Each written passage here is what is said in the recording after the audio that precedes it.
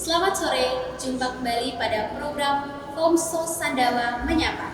Kali ini saya akan menjelaskan makna dari Pekan Suci dan Trihari Suci. Bersama saya, Christina Adela Pare.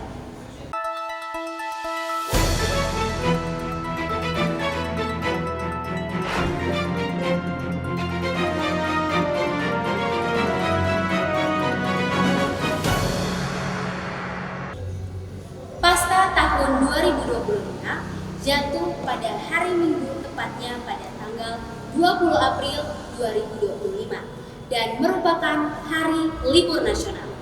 Perayaan Pasca tahun 2025 ini terjadi pada masa tahun jubilium yang merupakan peringatan setiap 25 tahun. Jubilium Agung itu adalah perayaan pengampunan dosa dan kemurahan Tuhan dalam Gereja Katolik.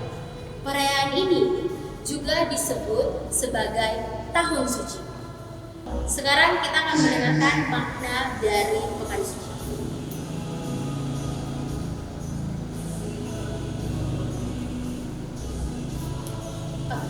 Pekan Suci, seminggu sebelum Hari Raya Paskah, itu kita kenal sebagai Pekan Suci.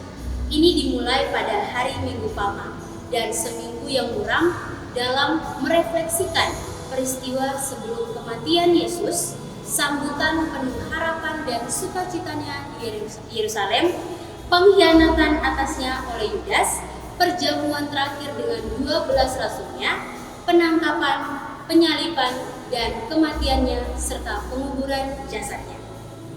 Pekan Suci itu adalah periode yang penuh berkat dan sakral dalam kalender liturgi, khususnya bagi kita sebagai umat Katolik. Setiap tahun, ini adalah momen yang sangat istimewa saat umat Katolik di seluruh dunia merayakan Pekan Suci dengan gembira dan akan kebangkitan. Pekan Suci itu dikenal juga sebagai Minggu Suci atau Pekan Paskah. Biasanya dimulai dengan Minggu Palma yang memperingati kedatangan Yesus masuk kota Yerusalem. Pekan Suci merupakan momen yang sangat istimewa. Kenapa? Karena umat Katolik memperingati dan merayakan kebangkitan Kristus dari kematian. Di tengah pergumulan dan penderitaan yang melanda umat manusia, kebangkitan Kristus itu menawarkan harapan dan kekuatan yang tak terbatas. Pekan Suci menjadi saat yang sangat tepat bagi umat Katolik untuk menguatkan iman dan mempererat persaudaraan. Selain itu, juga untuk terus menyebarkan pesan kasih Kristus kepada seluruh umat manusia.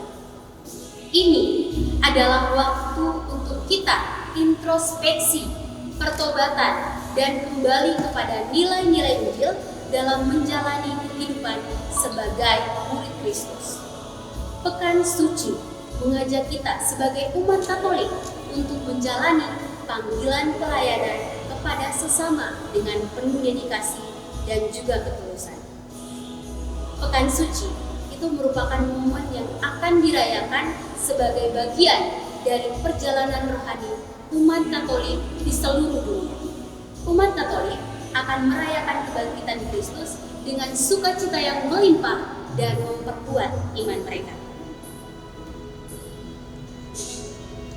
Kita akan masuk pada hari-hari di Pekan Suci. Yang pertama adalah Minggu Palma. Minggu Palma itu merupakan hari peringatan dalam liturgi Gereja Katolik yang selalu jatuh pada hari Minggu sebelum Paskah. Perayaan ini merujuk kepada peristiwa yang dicatat pada 4 Injil, yaitu Markus bab 11 ayat 1 sampai 11, Matius bab 21 ayat 1 sampai 11, Lukas bab 19 ayat 28 sampai 44, dan Yohanes bab 12 ayat 12 sampai 19. Dalam perayaan ini dikenang peristiwa masuknya Yesus ke kota Yerusalem sebelum ia akan disalibkan. Masuknya Yesus Kristus ke kota suci Yerusalem adalah hal yang sangat istimewa, sebab terjadinya sebelum Yesus mati dan bangkit dari kematian. Itulah sebabnya Minggu Palma disebut sebagai pembuka pekan suci yang berfokus pada pekan terakhir Yesus di kota Yerusalem. Dalam liturgi Minggu Palem, umat dibagikan daun palem dan ruangan gereja itu akan dipenuhi dengan ornamen palem. Kita akan mendengarkan renungan singkat untuk umat Katolik terkait dengan Minggu Palem. Umat Katolik melambai-lambaikan daun palma sambil bernyanyi, Yerusalem, Yerusalem, lihat rajamu. Ya, begitu nyanyian. Sebagai simbol yang akan menyatakan keikutsertaan umat bersama Yesus dalam arak-arakan menuju Yerusalem, kota Allah yang selalu menjanjikan kedamaian. Dalam tradisi Gereja Katolik, Minggu Palma itu bertujuan untuk mengenang kesengsaraan Yesus Kristus. Kemuliaan Yesus bukan hanya terletak pada kejayaannya memasuki kota Yerusalem pada saat itu, melainkan pada peristiwa kematiannya di kayu salib.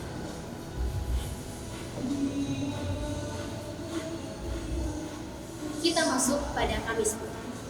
Kemudian, Kamis Putih, kita memperingati saat Yesus melakukan perjamuan terakhir Ekaristi yang kemudian menjadi inti dari ibadah Kristen.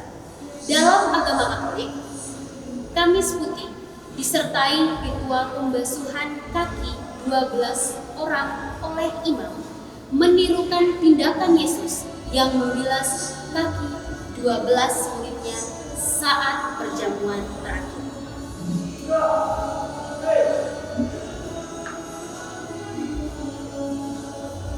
Kemudian Jumat Agung. Pada Jumat Agung, umat Kristen itu memperingati sengsara dan kematian Yesus di salib. Hari ini umumnya dipandang sebagai waktu duka, penebusan dosa, dan puasa.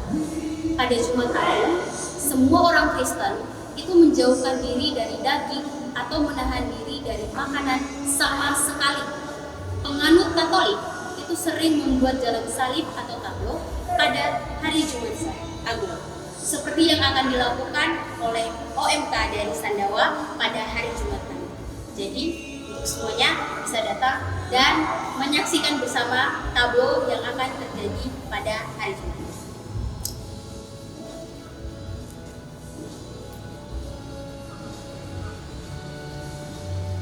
Kita masuk pada Sabtu Suci. Sabtu Suci itu juga dikenal sebagai malam Paskah yang menandai akhir dari periode Paskah.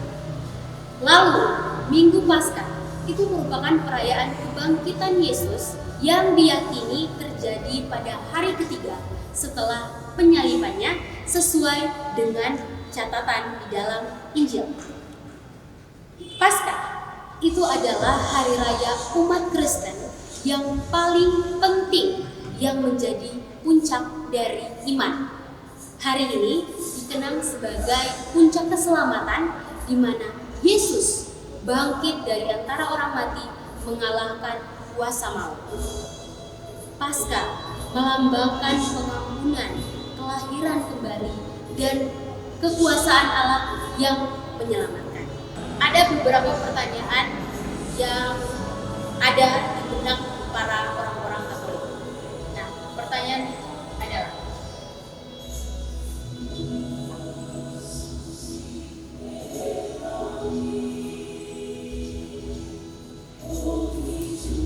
pertanyaan pertama, mengapa kisah sengsara dibacakan pada hari Minggu Palma? Membaca kisah sengsara pada Minggu Palma itu akan menjadi latar bagi pekan suci dengan berfokus pada penderitaan dan pengorbanan Yesus. Hal ini itu membantu kita umat beriman untuk bagaimana caranya merenungkan peristiwa-peristiwa yang mengarahkan kita pada dan meliputi penderitaan dan kematian penebusan Tuhan kita. Pertanyaan kedua, mengapa disebut Jumat Agung jika Yesus menderita dan mati? Meskipun penyaliban Yesus sangat menyedihkan, hari ini disebut Jumat Agung karena pengorbanannya itu membuka jalan menuju keselamatan bagi kita umat manusia. Hari ini menekankan kasih pengorbanan Yesus dan kemenangan kebangkitan. Pertanyaan ketiga, apakah misa Vigili Paskah dihitung dalam misa Minggu Paskah? Jawabannya iya. Berpartisipasi dalam misa malam Paskah itu memenuhi kewajiban seseorang untuk merayakan Minggu Paskah. Misa malam Paskah itu adalah liturgi hikmat yang merayakan kebangkitan Yesus dan dimulai dengan penyalaan lilin Paskah dan berbagai bacaan kitab suci. Pertanyaan keempat, mengapa umat Katolik menjalankan puasa dan pantang selama Prapaskah? Puasa dan pantang itu merupakan tindakan doa pertobatan yang membantu kita sebagai umat Katolik untuk bertumbuh dalam disiplin diri akan kekudusan dan menyatukan pengorbanan mereka dengan penderitaan Yesus yang dipersembahkan di kayu salib.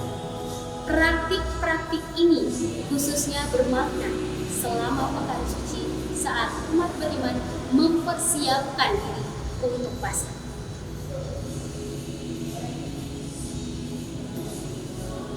Pertanyaan kelima, mengapa gambar-gambar di gereja ditutup selama pekan suci?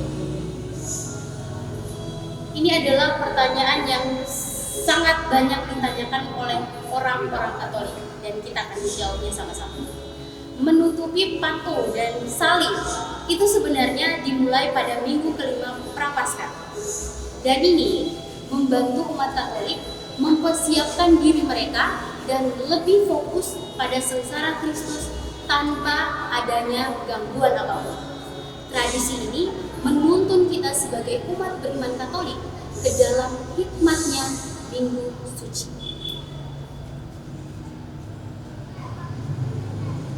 Pertanyaan ke-6, bolehkah sakramen Maha Kudus tidak ditahtakan pada Jumat Agung? Jawabannya tidak. Sakramen Maha Kudus tidak ditahtakan pada Jumat Agung, bahkan tidak juga di tabernakel gereja selama liturgi Jumat Agung. Mengapa? Karena fokus gereja adalah memperingati sengsara dan wafat Yesus Kristus. Pertanyaan ke-7, apakah pengakuan dosa diperbolehkan pada saat Sabtu Suci? Jawabannya adalah iya. Para imam itu boleh merayakan sakramen pengakuan dosa pada hari Sabtu Suci hingga dimulainya misa malam Paskah. Hal ini akan memberi kita sebagai umat Katolik kesempatan terakhir untuk bagaimana bisa berdamai sebelum kita memperingati dan bisa merayakan kebangkitan Yesus Kristus. Pertanyaan yang terakhir, kapankah Prapaskah benar-benar berakhir? Masa Prapaskah secara resmi berakhir dengan dimulainya misa sore perjamuan kudus pada Kamis Putih yang mengawali di hari suci Paskah yang meliputi Jumat Agung, Sabtu Suci, dan Minggu Paskah. Dimulai dengan perayaan misa malam Paskah. Oke baik, itulah sederet fakta tentang Pekan Suci yang akan dirayakan umat Katolik di seluruh dunia. Semoga apa yang telah disampaikan tentang makna dari Pekan Suci yang tadi saya jelaskan bermanfaat untuk kita semua sebagai orang-orang beriman Katolik. Terima kasih. Peliharalah kasih persaudaraan. Jangan takut, sebab aku menyertai engkau.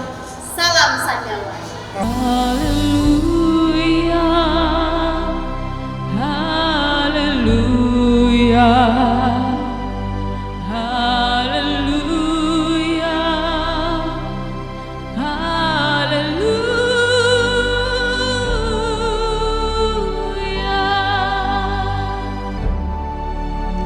Your faith was strong, but you didn't break your soul.